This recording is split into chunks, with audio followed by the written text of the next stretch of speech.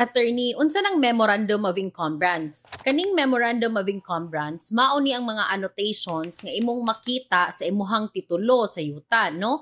Usually naani sa last page sa imuhang certificate of title. Pasabot sa encumbrance, mao ni ang katong mga liens or claims nga naa sa imuhang yuta.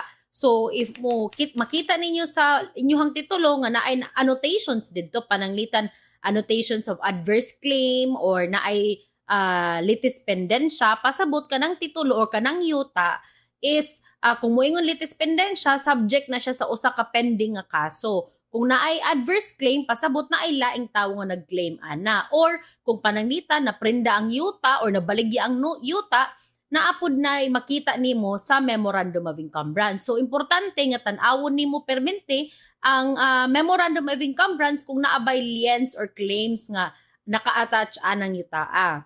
Kung diha pod nimo makita no kung ang usa ka yuta or usa ka titulo is ma-considered ba siya as clean title or dili. Okay, so I hope that's clear, and that's it for Let's Talk Legal with Attorney Zai. Hi, to get a priority response, kindly follow my Facebook page and subscribe to my YouTube channel. As proof, take a screenshot that you followed and subscribed and send it to my messenger along with your concern. Thank you.